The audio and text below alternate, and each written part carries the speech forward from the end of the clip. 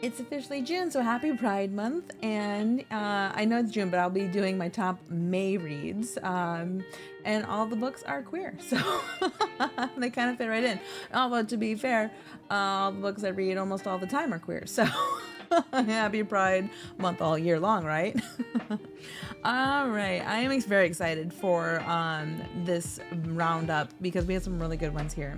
I'm gonna kick it off with Second Song by Con Riley. Now, I've done a few of Con Riley's books because they're absolute magic, and this one is definitely no different. It takes place in the Glen Harbor, which is located in Cornwall. So Glen Harbor is technically a school that's located in Cornwall, England, and it's a little bit like a spin-off series, I'd say, from the Learning to Love, which was amazing. But you don't need to have any of that backstory to understand or appreciate that Second Song at all.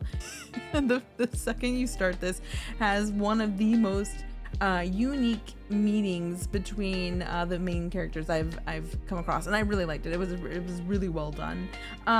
These two, Rowan and Liam, are both very lonely souls, and they kind of recognize this in each other, and that's kind of like where the basis of, I think, their bond starts to grow. Rowan feels guilty over some of his past actions, and he's kind of trying to, in a way, move on and slash make amends. Actually, the person that he wants to apologize to lives in this Glen Harbor area, and also he is thinking this is his second chance, as he wants to apply to be a music teacher at the school as well.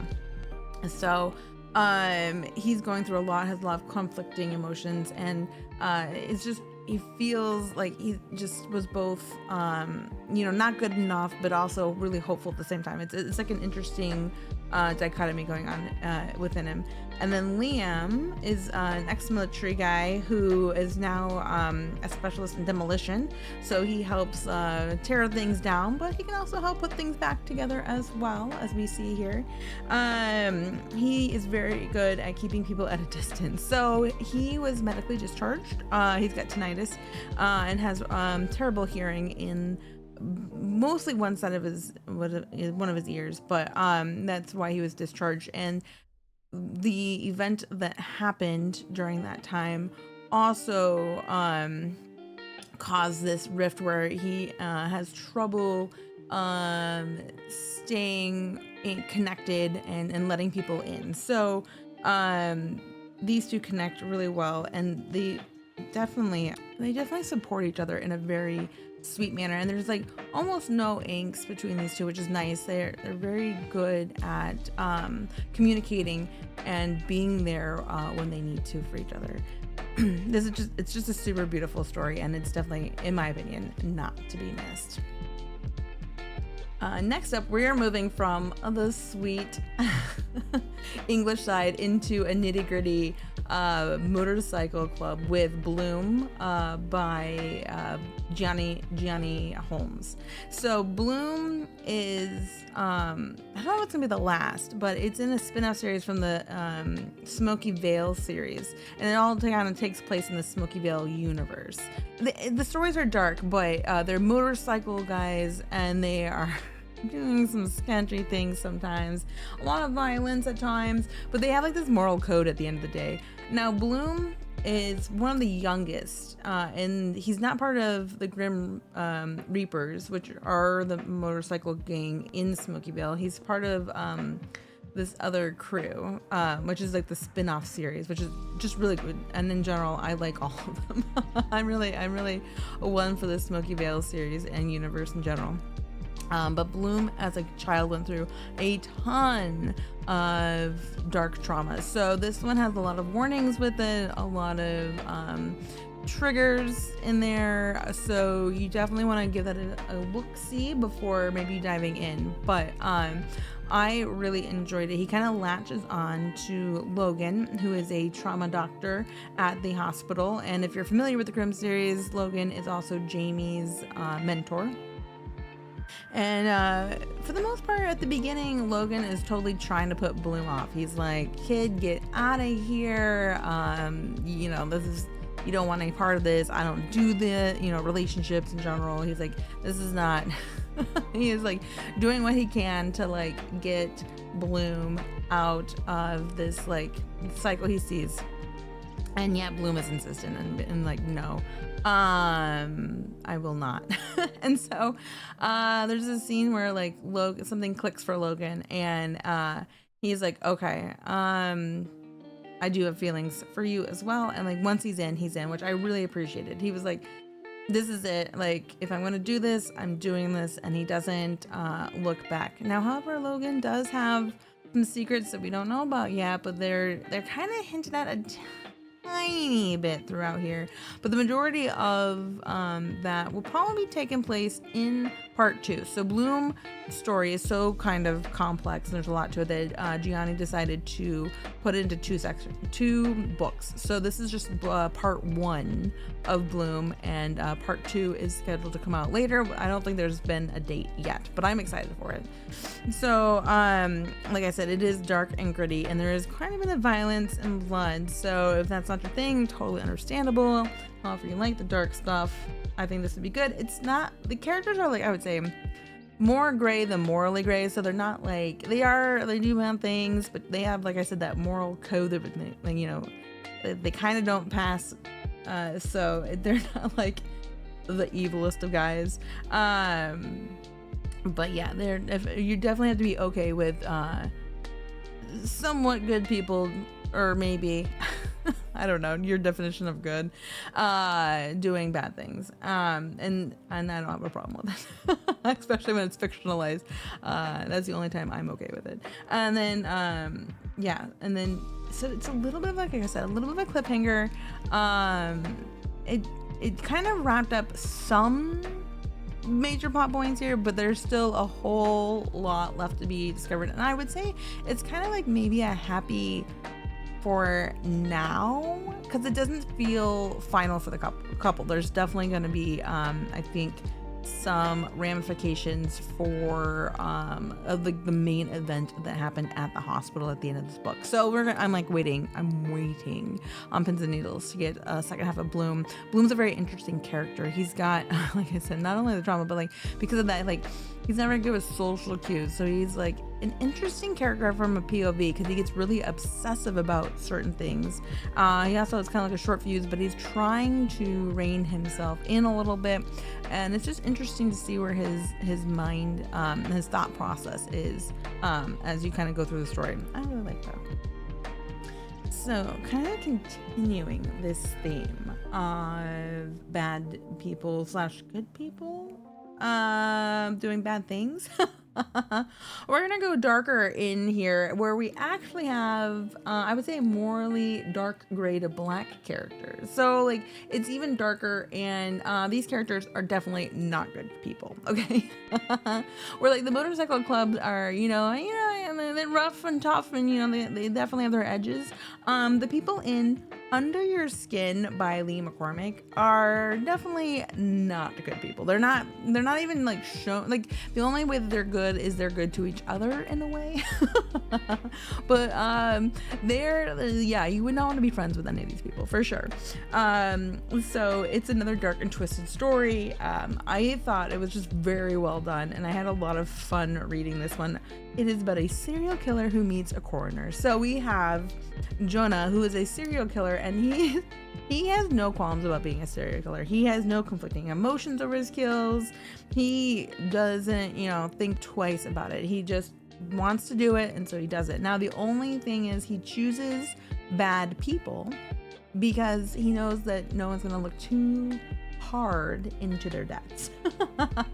So yeah, the people he might be taking out scumbags, but he's not taking them out. He's not Dexter style where he's like taking them out because he thinks like he's doing good in the world. No, he doesn't care about that. That's not his motive. He's just doing it because he wants to, and this is like the easiest way to get away with it, right? For as long as he can.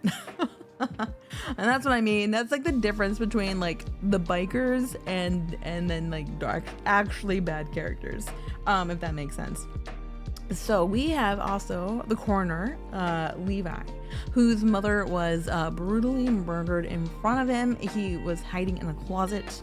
That comes up a lot. He's got a lot of PTSD. I would say this one also probably has a lot of a lot of triggers and warnings. Anything that's dark. I mean, to be honest with you, if it says dark on there, you better check if you need to before diving in. However, I do think that the writing in this one was really really smooth. Like the plot like always kept moving forward, and there was like a good amount of character, I wouldn't say growth per se, but like a really just well-rounded, well fleshed out characters. As the story progresses, we kind of see Levi actually maybe getting darker, and I kind of actually like that. I kind of like so he is the coroner, and he's investigating all these deaths, and he recognizes from a past body the killer that took out his mom. So the killer he recognizes that this is a specific serial killer because he always leaves a drawing on the body, and Levi's gotten these drawings tattooed on him, so he is definitely obsessed. He calls him my killer and all this. He's like definitely like gone for this guy he's never met. He has no idea who the guy is, but he just knows that this is the serial killer style, and he helps to kind of cover up any things like the drawings and other clues that might have come up in the body before the police can get there. Not that the police in general are even like trying to solve these murders. Like that's the whole like thing in this town. It's supposed to be like the safest town, and that's because everyone just dies mysteriously of like a bear attack or some other natural element kind of a thing. So it's kind of like Jonah's like it's a perfect breeding ground for a serial killer, because the cops are just like, no, we're not gonna investigate. Like no one's investigating shit here. So it's interesting. So like Jonah kind of comes across the corner Levi almost accidentally. He purposely goes back to see the body of the guy he just killed, but he doesn't realize what he's stumbling into, and he sees Levi talking to this cadaver that's out there. And that's when he starts to get a little bit obsessive about Levi, and these two kind of dance around each other for a bit, and it's interesting to see like the influence that Jonah has on Levi, and how like Levi was kind of open to being darker as he kind of goes deeper into this hole. And I will say that there's a really good twists and turns here, and I don't know, it's kind of just a fun read, and you kind of don't know what you're getting into. And the ending, I will say I was a little surprised at the ending. I kind of like the way it turned out. So it was like, yeah, there was like a nice surprise, and I'm like, okay, I see what you did there, and I'm here for it. So I've never read anything by Lee McCormick before. This is the first by me from their stories, and I would definitely read more from them going forward. Like that's the thing, is like I don't necessarily need the characters to be good. I just need them to make sense, and these characters have depth and make sense in this world. It's good. All right, so we all went dark there, but number 4 is coming back up a little bit. And it's Temperance by Lark Taylor. So I've talked about Lark Taylor a little bit. This is another one in her Damned Connection series, which is kind of spin off from the Reckless Dam. And it's lighter. The characters are, even if they're, these two are a vampire and a mage, a fire mage specifically. But she does have like demons and angels and everything like that. But the characters aren't like morally gray or gray like the past 2 books. They're pretty good. They're pretty good. I mean, these demons are pretty good people, I must say. So we've kind of been teased about Toby and Blaze's story. They've been kind of like under the radar in a couple of the other books before this, and so I do highly recommend reading the series in order. You don't necessarily have to, but a lot of the events kind of overlap a little bit, and you definitely will I would say ruin, or not, maybe not ruin, but you would definitely like spoil a few of the previous couple books.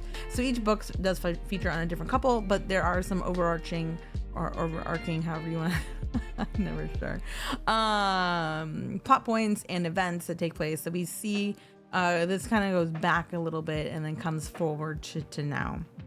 So here I will say the beginning is a little bit tough to read, no lie, because Blaze himself just has so much guilt and hate for himself that he really does not care what happens to him. He kind of feels like he'd be better off if he wasn't on this plane of existence. So once again, you might want to read the content warnings, and if anything's triggering, just keep that in mind before diving in.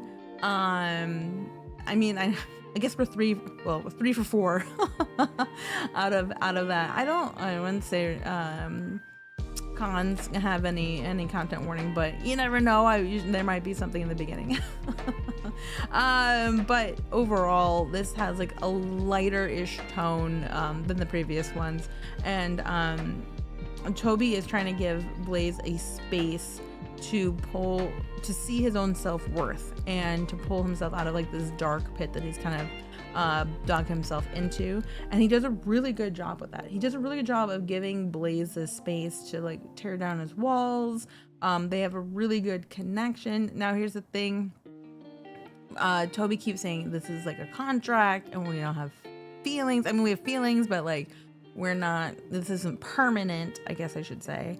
And Blaze has feelings and wants it to be permanent. So the only problem here is that there's a little bit of a communication breakdown. And there's one scene where I actually got really angry at Toby. Toby is the vampire who's been around for ages and eons and thinks he knows best, and also has been hurt before and is letting his past hurt kind of dictate how he is in this new relationship with Blaze. And Blaze is like, look, I know my mind and I want this, and I want to be permanent with you. And you know, Toby's all like, you can't know what you want after like building all this up, right? And being like, trust and communication is important. He like totally smashes that with a hammer. And that was probably my biggest gripe, is that I was really unhappy. I was really unhappy with the way that Toby communicated in a pretty vital scene, I will say. However, the good thing that comes out of that is Blaze does make some really good connections with other characters in the series, and I think that's important and probably why we get the fallout that we do. So Blaze is kind of pushed to expand his support group, and I think that's much needed. And I mean, in the end, they are happily together, and I guess that's the best outcome. I just love the characters in that whole universe, and they're so good. We're introduced to some more angels and a couple extra people at the very end, and I'm here for all of them. I'm like, I want all their stories. All right. After including a couple of audiobooks, I think I'm gonna try to kind of give out more audiobooks, because I think they're not talked about as much. People kind of just stick to the books, but sometimes it's really nice to have, either because reading with your eyes is tiring, or you can't for any reason, or simply like you're in a space where reading isn't available to you, but like putting on some headphones and maybe doing some chores around the house or something else. So I think I want to highlight some audiobooks. So I chose for number 5, Wolfgang by Bryan. I don't think that's a surprise, because I think I chose a couple other audiobooks in this Vampire Meat series before, and it's Michael Ferriolo again, who's an amazing narrator. This whole series by Bryan is fantastic. I'm usually like hit or miss with vampires, like I've said, but this series in general, there's something about it that, like, these vampires are special, and Wolfgang is no exception. He's actually probably one of my favorites, just underneath Johann, because Johann's a sweetheart, and you can't I mean, Johann, I think, is everybody's favorite. But Wolfgang, he's an old vampire again. He actually kind of knows Johann. And that's how we kind of got from the end of Johann, we were introduced to Wolfgang, who's now here. And he sees Eric, who is a doctor that works with a fair amount of these vampires, who he doesn't know at the time. Eric doesn't know that they're vampires, but that's okay. And Wolfgang just sees him and is like, I need that one. And people are like, well, you can't just take him. And Wolfgang's like, that's what you say. That's what you say. And so I really like how Wolfgang knows what he wants, gets what he wants, does what he wants in a sense. And the best thing is like Eric is not happy with him, 100% not happy with Wolfgang, and definitely makes him work for his attention and affection. And as rightfully so. So Wolfgang is also kind of described by the others as like as a sociopath, maybe even a psychopath, like along the lines. But he once again, he's like, I'm not feeling guilty. Like I don't, and these feelings are weird to me. But the nice thing is that it compliments Eric very well, which is a little weird for me to say. But Eric has very low self-esteem, and he is very needy for affection and praise. And Wolfgang, being his mate, like, and this, these tendencies to be obsessive, like, wants all of his time. Like, he wants all of his energy and time, and Eric is there to like just like take it all in and soak it all up, and he needs it. So they have like this symbiotic relationship, I guess, in a way. And it works out pretty well that they balance each other very well. I will say, for as obsessive as Wolfgang can be, he does encourage Eric to befriend the other vampires in town. So he does recognize that Eric needs more connections. But at the same time, he's like there. He's like, I want like 99% of your time. And it works for them. It works for them, and it works for me. And I don't know, Wolfgang's a little special for me, and I just adore him. I love how he kind of makes everyone else like angry.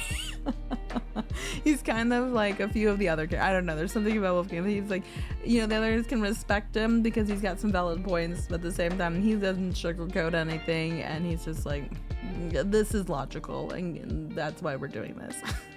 And I like that. All right, so those are my top 5 for May. I highly recommend, like I said, all of them. I would say 3 out of the 5. Definitely check those warnings if if that's something that's important to you before diving in. And if you have any great reads, feel free to drop a comment here. I'm always looking out for new stuff to tackle. Don't forget to like and subscribe if you're enjoying these reviews, and I will be back next month with some more. I would say that Julys are going to be queer for June, but to be fair, like I said, for me, almost every month is Pride Month. So happy reading, everyone. Bye.